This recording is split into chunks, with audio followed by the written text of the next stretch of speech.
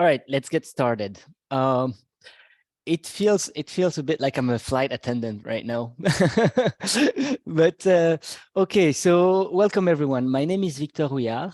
I work at the Université Saint-Louis and at the ULB, Université Libre de Bruxelles, as well in Brussels. And I'm a researcher passionate about disinformation, which is why I also work on the EDMO project, and I'm part of the EDMO BELUX. So you are here at the webinar, Is China Trying to Control the Narrative About Xinjiang on Google News? Before we get started, a few words about EDMO BELUX, about crossover, about the project, of course, about a few words on housekeeping rules, and then we'll get started. As you may know, EDMO is the European Digital Media Observatory. Oh, yes.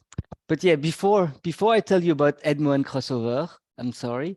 Let's see first if the Slido works. So if you use the QR code or not, maybe if some of you want to try, would you mind and telling us in one word or two how you are feeling today? Just I see that someone is typing.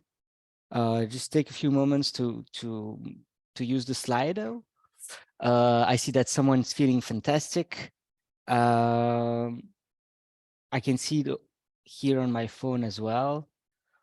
I have super someone who's feeling tired, so I'll try to be as happy and upbeat as possible. Uh, uh, Someone's feeling amazing, so someone is intrigued. Okay.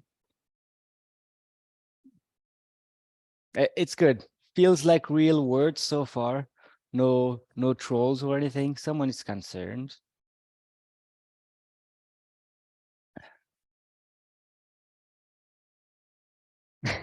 And someone feels cold. So someone might have problems with the gas prices or electricity prices. And overall, curse and fantastic. All right, sounds great. Then second question before we get started, that's important for us. So maybe we can also orient the question and the answers. Can you tell us just for which sector you work, or which sector do you represent? So do you work or are part of a civil society, an NGO, media organization? Maybe you are a researcher, an academic, or representing something else.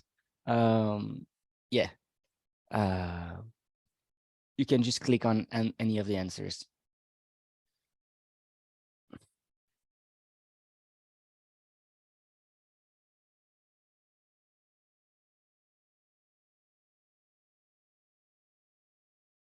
Okay, good.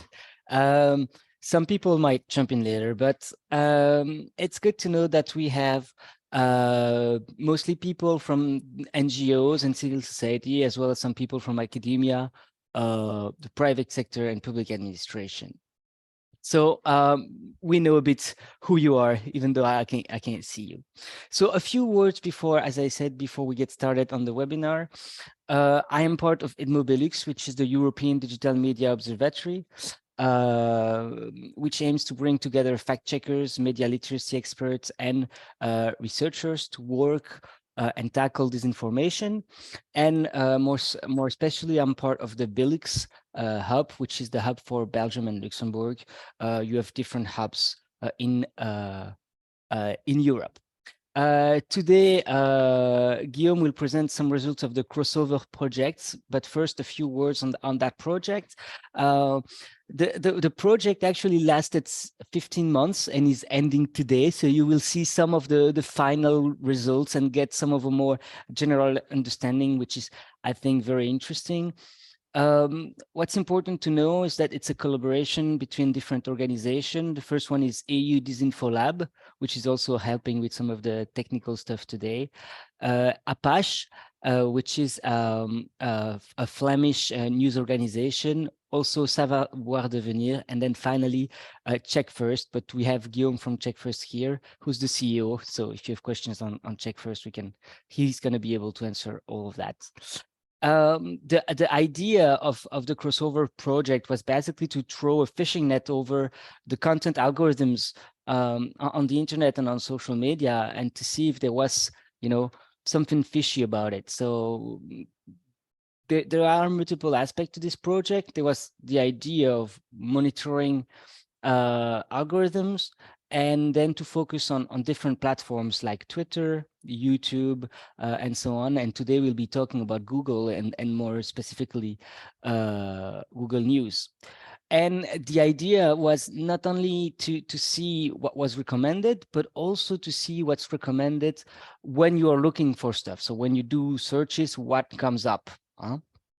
So there was the monitoring aspect of the research, the investigation part of the research, which you will see today, and also some media education aspects. Multiple investigations were conducted by the crossover project. So some investigations were about how Chinese state-controlled media was put forward on YouTube when looking for content about Russia, when RT was banned, the RT Russian media was banned at some point in the EU. Another investigation focused on the word Nazi and what happened when it was trending on Twitter. And then also you know about the Donbass region in Ukraine.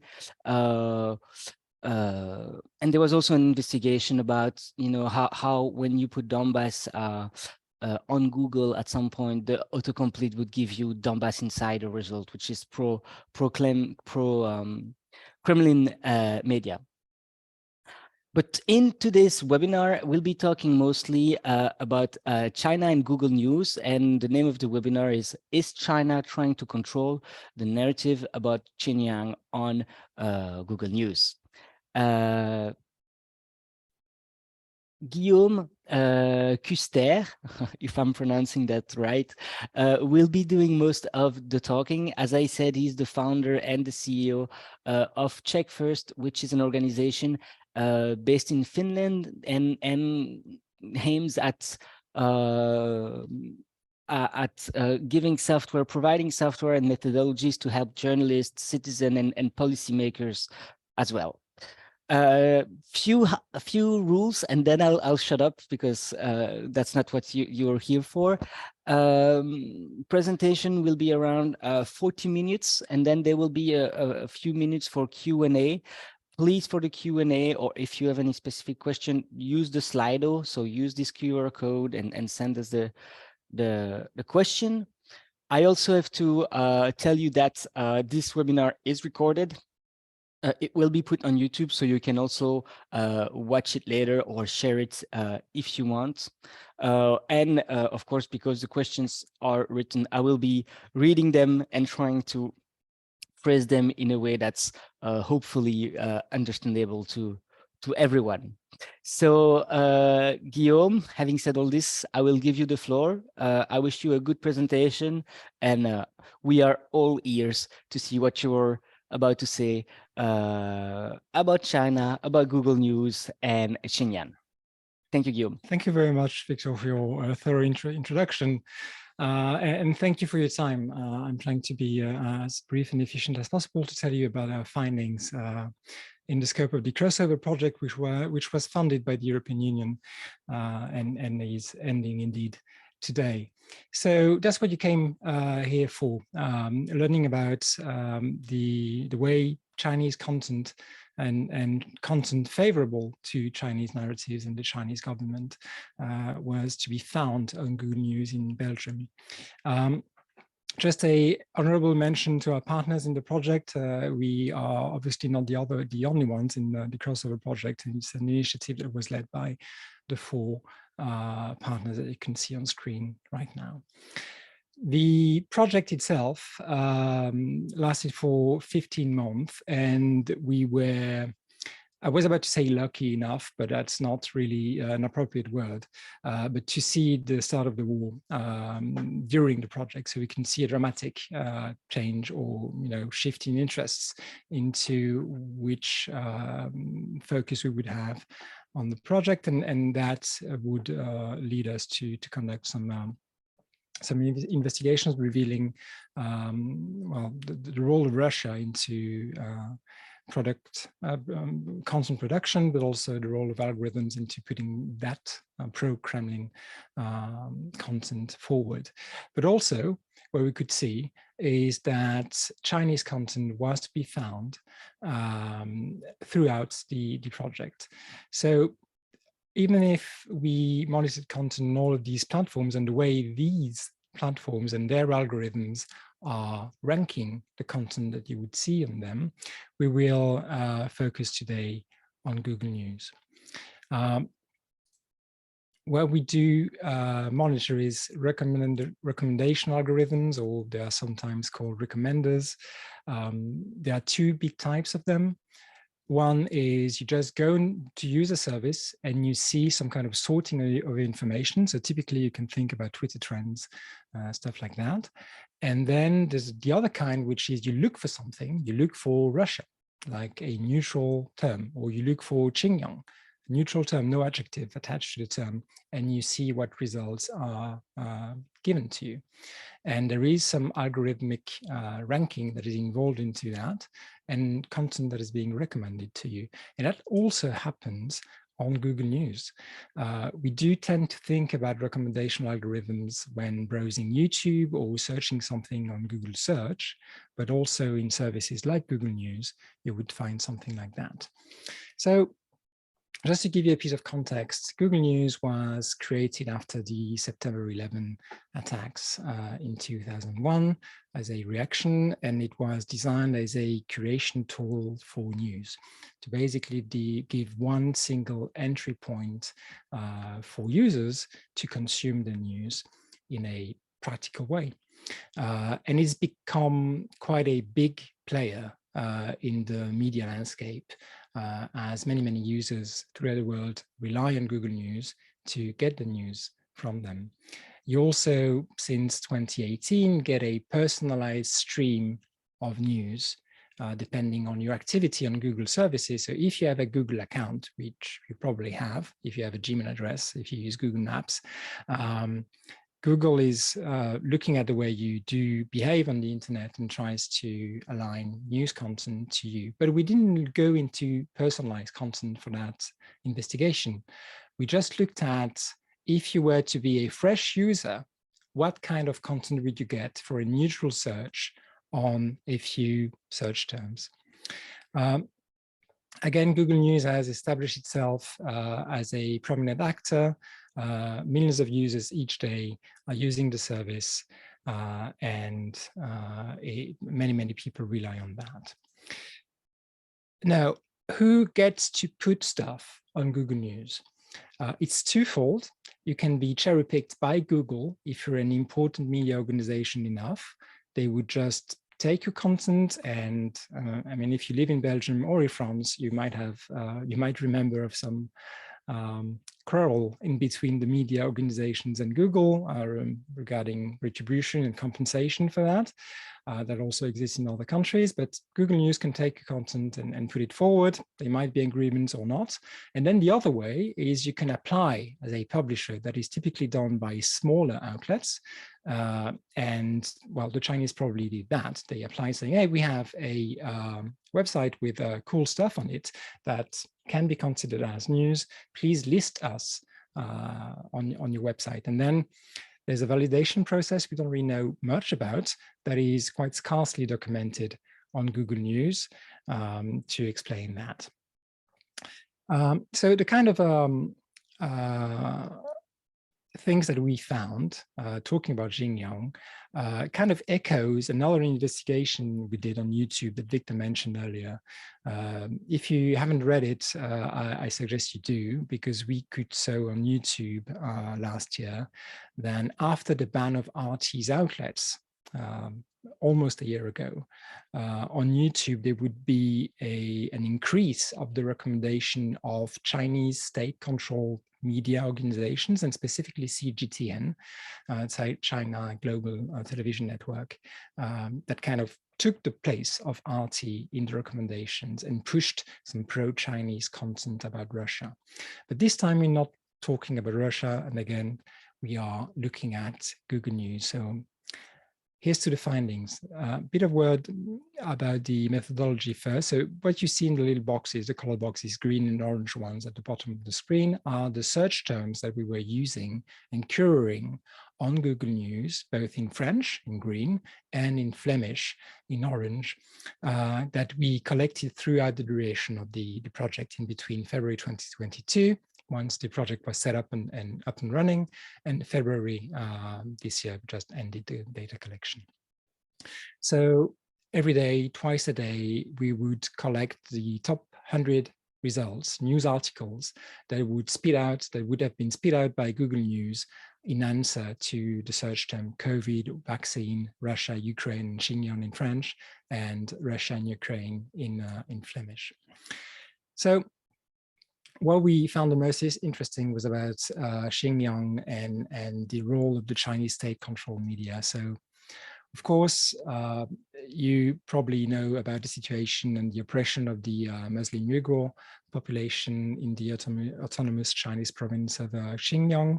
And there are kind of two worldviews, the official Chinese one, which could be represented by the Mulan character on the left, where everything's great in Xinjiang, and the reality, which is oppression and concentration camps and re-education of children, forced labor and all of that you can see on the right.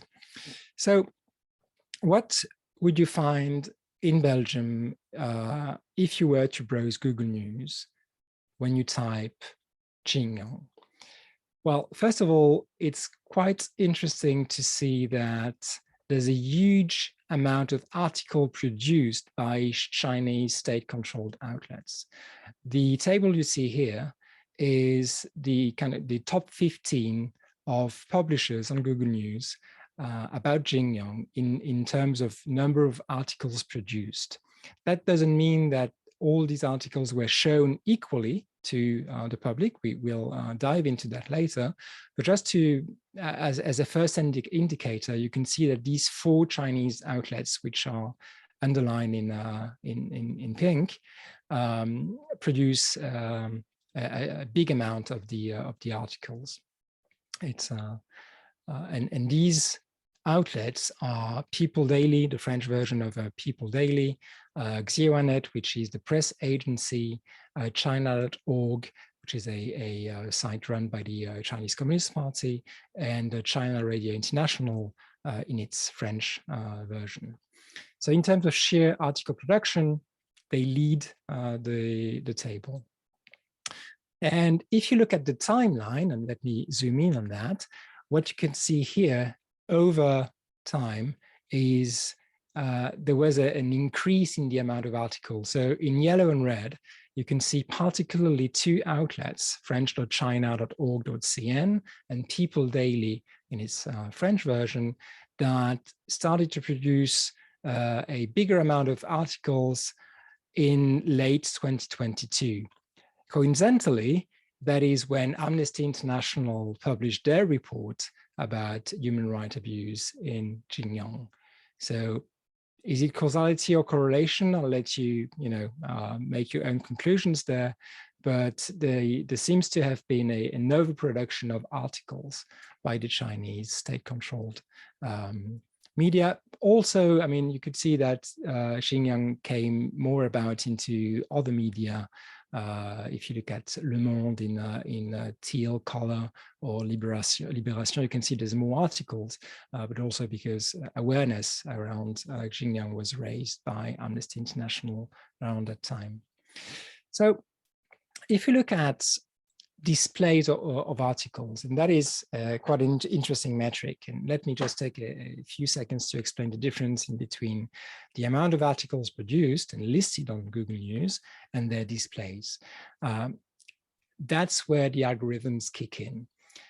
If you are one of the Chinese outlets and you produce 100+ articles, it's not a guarantee that all of these articles will be seen proportionally.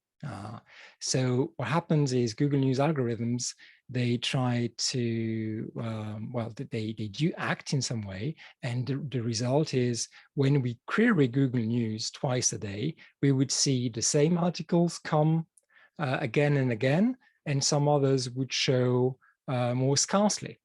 And then at the end of the day, we just count all of the displays and we can see the proportion. So that being said, what we can see is even if the Chinese produced a lot of articles, they only represented 13% of total displays about Xinjiang on Google News when accessed from Belgium, where Western media outlets would make up 2/3 of these displays. Still, that means that 13% of the time, pro-Chinese discourse was seen actually by Belgians, which you might think is a bit more than necessary.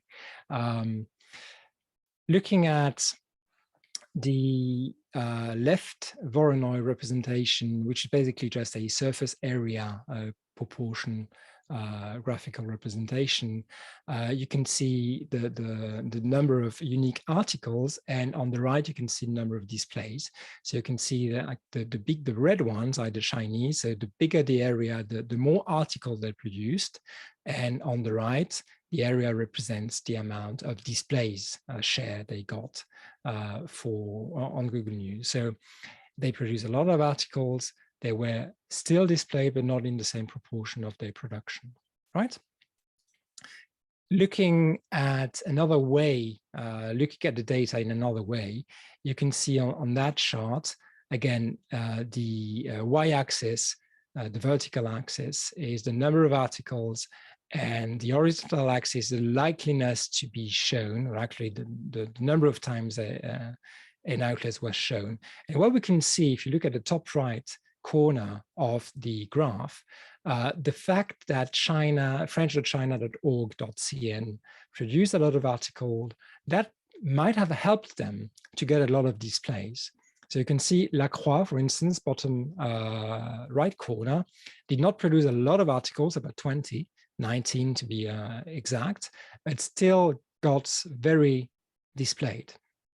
Google algorithm magic, we don't really know why, maybe some relevance filtering. Google decided that these articles were worth reading by the Belgian audience. Same goes for Le Monde, about 20 articles or less, and they still got 3,000 displays.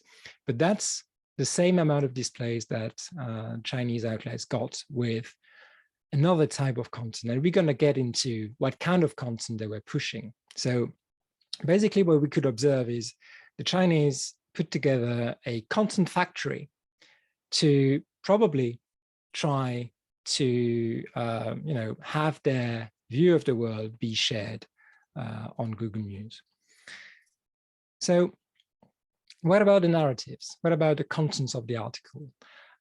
There were many articles, so we used some automation to do that, and we looked at both the headlines of the articles and the body, the text of the articles, to see what was the sentiment. Was it positive or negative about Xinjiang?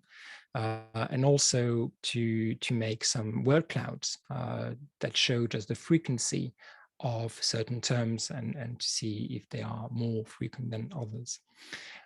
So what we could see for comparable outlets, and we took a selection of the big French, the big Chinese, I'm confused by the big fat red French on the slide here, but the French language Chinese outlets and radio, news agency, newspaper, and we compare that to the next in line Western outlets. And when we look into the headlines and the body, what we can see on the left, you see that most of the articles would have a very positive sentiment expressed in the articles. So that is a heat map that shows over time. So if you look at the x-axis, from left to right, we are from April to April, so February to February. And we can see the number of articles and also the sentiment expressed into these articles. So the darker an area is, the more positive on the left graph and the red graph, the sentiment is expressed if it's at the top of the chart. So the fact that we have these dark zones at the top shows that most of the articles written by the Chinese are mostly positive about Xinjiang, as compared to the right chart, when Western outlets would most talk negatively about Xinjiang in the articles, with a few exceptions. We're going to go through them. Also looking at the titles, sorry, we can also have a look, and let me zoom in to give you an example of what kind of terms were used in the headlines. So Chinese content would have like travel things, talking about events, Asia, the unfolding of a new rail line, trips, and that kind of stuff. On the right side, you would see for, in that instance, for the Figaro, the French language newspaper, Le Figaro, the terms would be Islam, which is completely absent from the Chinese content, politics, also very absent from the content, spirituality, religion, so terms that do echo the repression that is being lived by the Uyghurs in Xinjiang. So very different perspectives on the area. So we also found some other interesting facts about the media landscape as existing on Google News. And I'm going to continue to use the Xinjiang example to have you understand that graphical representation. We found is that Belgians, depending on the topic they are looking at, see the same proportion of domestic news and foreign news. The influence of, let's say, French news, French Belgian or Dutch news for Flemish-speaking Belgians varies depending on the topic. So just to show the relation here, if you look at the number of articles produced by, say, the Chinese, on the left, the area is quite big. It's about almost 2/3 of the content.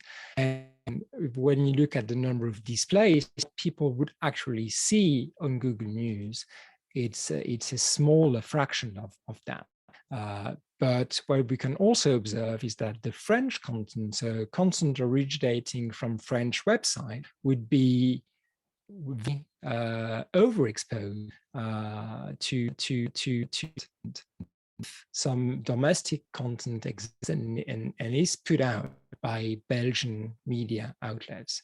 So you can see that the yellow spot, the number of articles produced by the Belgian, roughly equals the number of displays, or the proportion of displays in the yellow spot on the right. Hopefully that's easy enough to understand. So we have a certain amount of content produced on the left by the outlets, and then the algorithms favor some, and then that goes to the detriment of others. So in that case, the French media benefited from Google's algorithms. So you can read all in the investigation, where you can really go into a deep dive. But basically what we saw were differences on topic.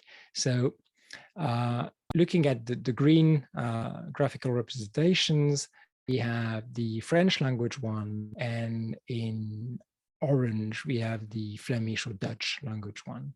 So obviously in French, there's a lot of content originating from France, but also as the language is spoken throughout the world, you would find Canadian content or content from Africa that is represented, but mostly French and Belgian content there. And there is, roughly 2/3 French content, 1/3 Belgian, when just looking at those two. And for the Flemish or Dutch language, then it's more like kind of battling in between the Belgian in terms of article production look at displays that look at the red ones. Belgian media in Dutch are overwhelmingly presented to users, so at the detriment of the Dutch sources, even though looking back at the previously have about half and half on the Belgians in terms of display. There's advantage to outlets, but for the French language, it really varies depending on the subject. So you can see for COVID and vaccine, the Belgian media are at an advantage, but for Ukraine, the French media are shown more frequently for Belgians, even though domestic news content exists and produced by. So that is a consequence of Google that is kind of failing some of the outlets. So that is very striking to see in the Dutch language, where we see for COVID, for instance, about half the articles were produced by the Dutch and half by the Belgians.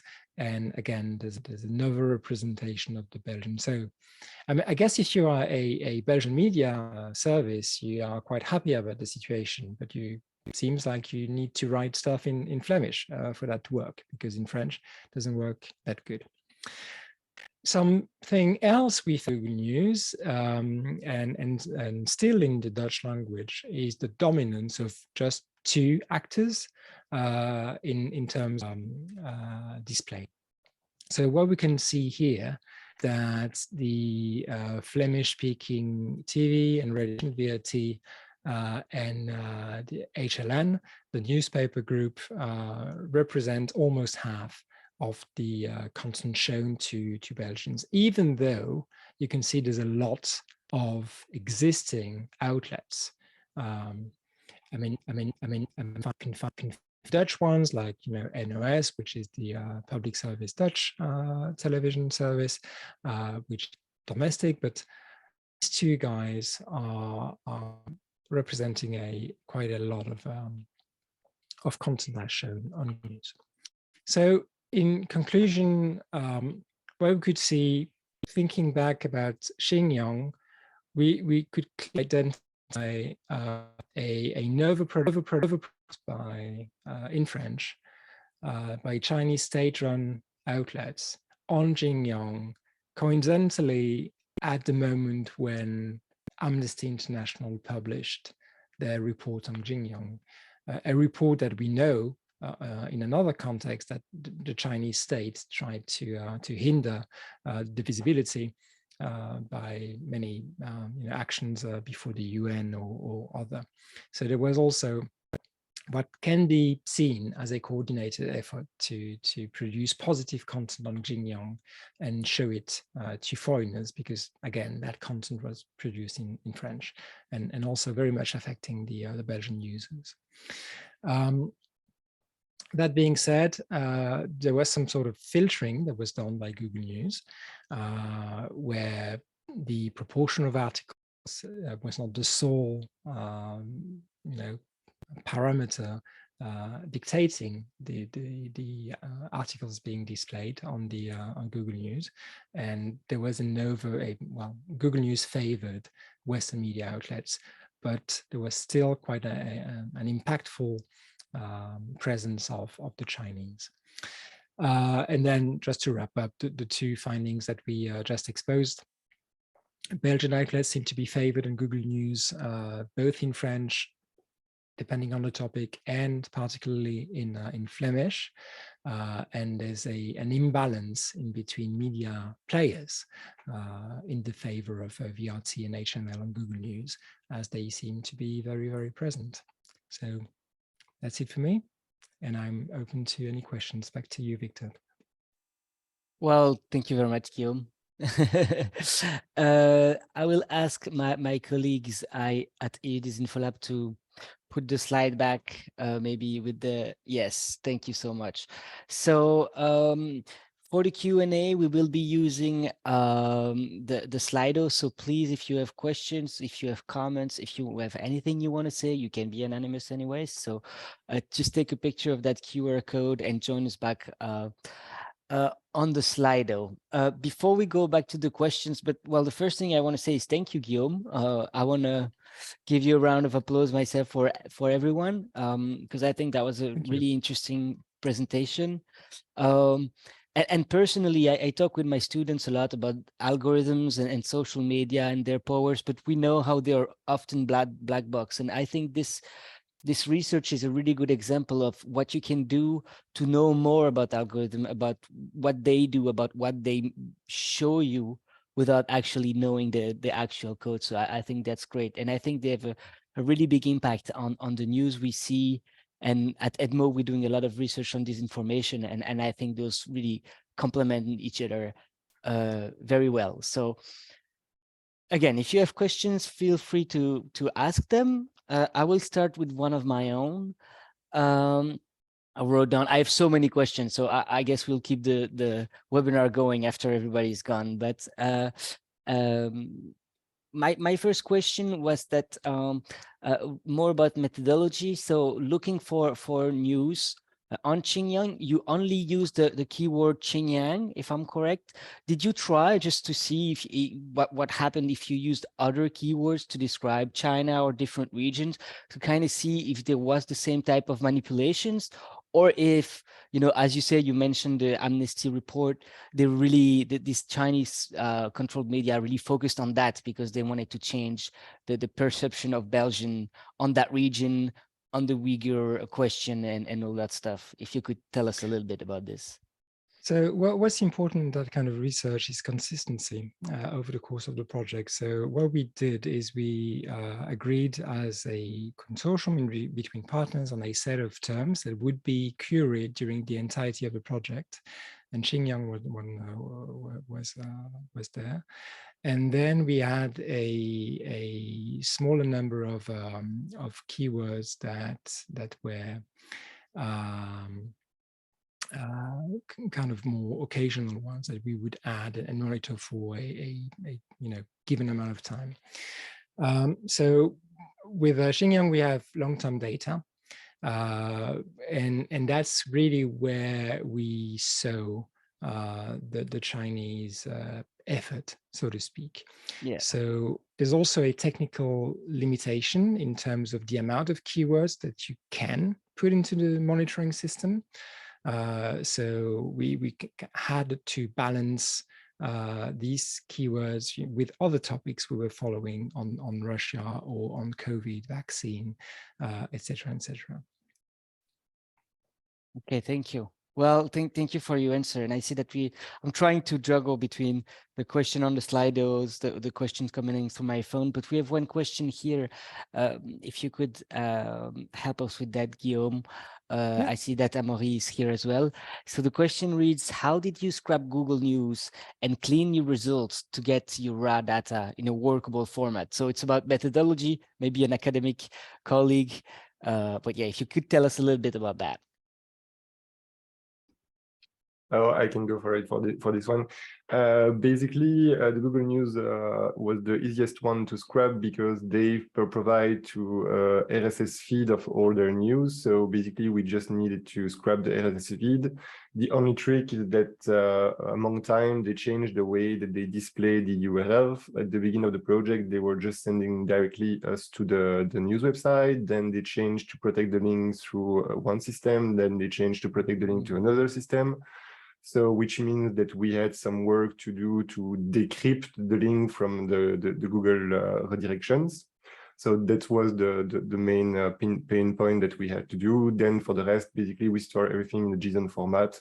And over there, we can export CSV through different tools that we are using, such as raw data, which is really great for creating the overall graph, for example. Thank you. And that's also something that I learned today. That's not about your race shirt, but Voronoi. Is it Voronoi? That's the first time I've heard of it. But I think that it's a funny comment, but I think that some of the visualization that you use are indeed really impactful and really makes me want to go and read the other investigative reports, to be honest. We Please do do. have I will. We do have another question. Did Russian media try to influence Google News regarding Ukraine? Okay, I guess it's Russian media. So a question about Russian media and Google News regarding Ukraine. I guess you used other keywords more than Xinjiang. Did you find any other type of, let's say, outside influence, or did you focus this investigation on China because that was what came out the most? Can you tell us a little bit more about this? Yeah, I mean, we can probably share the answer with Amory there, but you summed it up, Victor, by saying that what we found the most noteworthy was the Chinese influence on Xinjiang. We also had monitored Russia and Ukraine, but the results were not as blatant as what we saw with China. I don't know, Amory, if you want to comment further. I mean, you summarized it well. What we can see on those data sets is, for example, the presence of some far-right blogs, such as Boulevard Voltaire, that was surprising. But we can say that it's because probably they registered themselves as publisher on Google News, so they appear sometimes on the results. What was also surprising was the presence of the PTB, so it's a far-left movement in Belgium, which basically uses website as a news source on Google News. So that was a bit concerning, the mix between actual media sources and political website news sources. So that's the worst in some way that we have found on those keywords, which is still okay. And that's super interesting because it also relates to my research. Actually, outside of the internet, the PTB and some political parties are known for producing their own news. In Belgium, we know that the PTB has actually a paper magazine, which is called Solidaire, which works really well. So there might be links to do between what has been done before or what's done offline and then what's done online. I think that was a super interesting result as well. We do have one more question that I want to read out. Can any conclusions be made about Google News algorithm priorities displays? We know that number of articles doesn't increase the chances. So what does actually? So can you tell us a little bit more about that? Sure, that is something you can read about in the investigation, which, by the way, shouldn't take more than 20 minutes to read. Please do, please do. The short answer is that we don't really know. Google has published on several outlets, on the support pages, but also on its developer pages, some hints more than a methodology on how they select the news and how they put them forward. They talk in general terms. They say that at some time it's a mix of automation and human intervention, but we have no idea about the proportion, about in which markets human intervention is made, if at all. They just speak in broad terms. I mean, their explanation is copied in the investigation, just to give some context. So you can read about that there. And you can also read about the other search terms. We did not only focus on Xinjiang in the report, as you'll see. All right, thank you. What I can maybe go ahead. Add, and I will answer at the same time that the other question about the SEO technique. So yes, there is some, basically what the Chinese did is basically flooding the system with different articles, trying to get their article always ranked and always on the display. What they achieve is that they achieve it by doing so, and they really win, because at the end of the day they have nearly as many display as the Western media outlets. So their technique is basically flooding the system with new content. As you could see on the timeline, their content was produced nearly every day. There was a new article on the Yang. So basically, what they try to use is this SEO technique, saying that Google like new content, so you have to produce a lot of new content in order for your content to be up-ranked. Here, what we could see is that that technique apparently doesn't work that well anymore, because if you look at the proportion of the content produced by the Chinese media outlet and the amount of produced by the Western media, basically the Western media win with less content. Now, there is also more like technical details, such as, for example, the Chinese media tend to not have a certificate for the security, so the SSL certificate. That doesn't clearly help their SEO to work well, because that means that most of the browser will block the user, or at least display a warning that the connection is not secure. So, I mean, they are trying stuff. At the same time, they are not the best at SEO. If I was to work with them, I would have a lot of advice to give them, and I'm not an SEO expert.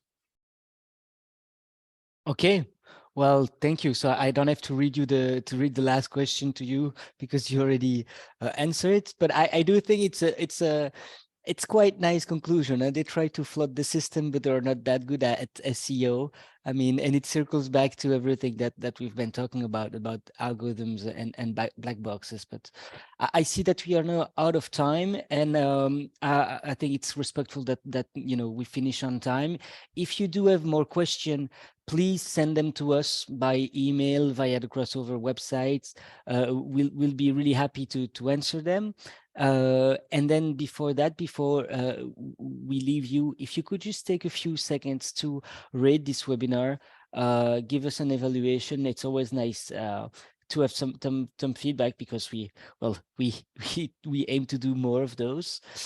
So please take a few moments to rent it if you have some times. And I just have to thank you guys again. Thank you, Guillaume, for the great presentation. Thank you, Amaury, for the answer and the great work. And thank you to all the people at Crossover who participated in that project, and especially in writing that report. Also, if you want to keep talking about social media, about disinformation, about polarization on the internet, I want to tell you that EDMO and the researchers at EDMO are starting lunch lectures. It's a series that will be held online every month. It's 1 hour long.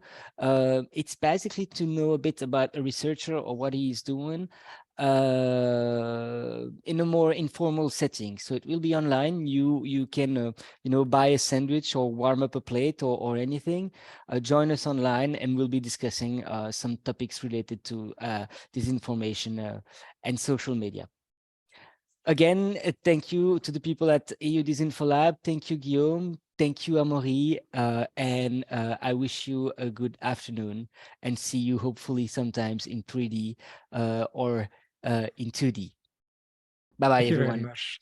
Thank you. Thank Bye. you, Guillaume. Bye, Amaury. Thank you.